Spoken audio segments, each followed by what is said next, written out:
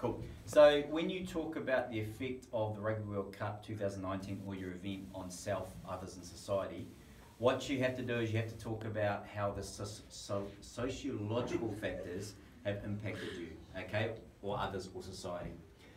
The sociological factors refer to these things called speech factors. So in red, that's the mnemonic for it, but S stands for societal. So in New Zealand or in any country, any city, there's what we call societal norms.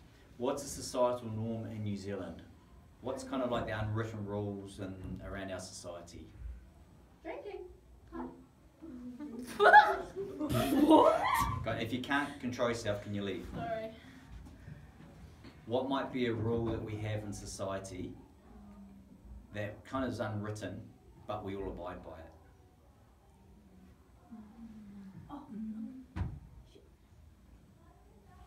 And they don't have to be good rules, all right? Are girls perceived to be equal to males? Not really. Increasingly so now, but still not there, okay?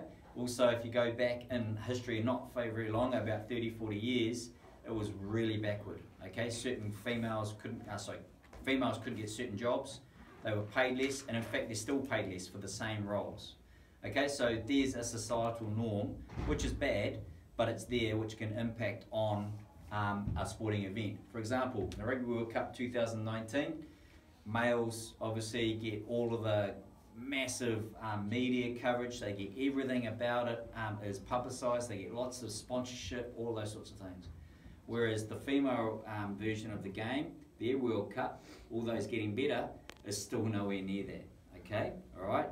Because of the way rugby is perceived. Females shouldn't be big and tough and strong. They should be subservient to males, all those sorts of things, okay? So that's an example of how that could impact the Rugby World Cup.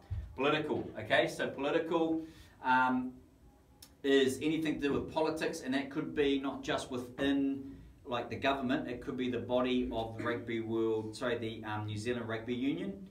And an example of that is they made a decision, I think it was about 3 or 4 years ago, where they started paying their sevens players, okay, and actually paying them as professionals. That was a political decision which has then enabled that group of girls to actually be full-time athletes, okay. Economic, so that's another kind of, these kind of crossover, so anything in terms of money, okay, to do with the sport. So that's a good example where in 2000, whatever it may be, there was a decision made by the rugby union which then allowed them to pay their females, okay, which then gave them an economic impact. But also within the Rugby World Cup, you'll find when you research it, and same with the Football World Cup, probably even more so, is there's a massive financial gain for everybody involved, especially the sport itself.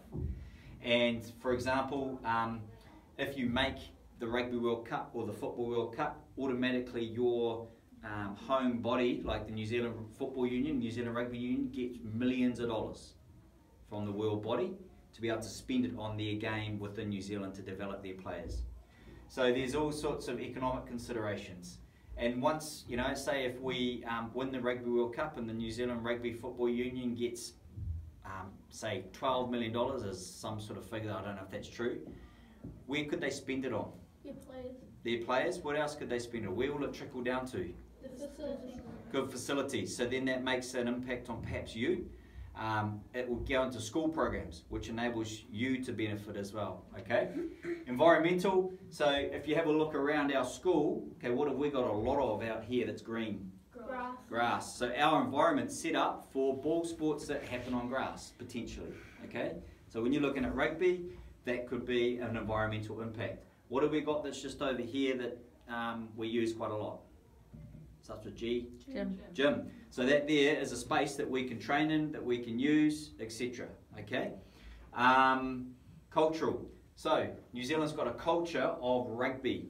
Okay? So whether we like it, it's rugby, netball. Those are the two dominant sports, you would argue. Okay? But probably rugby more so than all of them. Okay? So our culture is rugby, but it's also success in rugby. Okay? So how does that impact on the Rugby World Cup, but also then on me, others, and society? And then historical, that kind of goes in line with the cultural kind of it, part of it, is that we have a really strong history and tradition in rugby, and that there is what we're expected to live up to. What happens when we don't? Okay, so you might argue that we lost last year and it was devastating for the country, but if you go back to 2007 when we lost in the quarterfinals, and the time before that in 2003, what happens is our whole economy went boom and slowed right down. Domestic violence incidents went up. Alcoholism went up. So we had a historical expectation that we would win, and when we didn't, things went boof. Okay, so what you might want to do is have a look at last year when we lost. Yes, for me it was devastating, but really at the end it didn't really matter. But 2007, 2003, I was devastated for weeks. Okay, so I didn't beat anybody up or anything, but I was devastated. Right. So those are speech factors. So those are what you'll be having to talk about when you actually come to do your assessment. All right. Okay. Cool.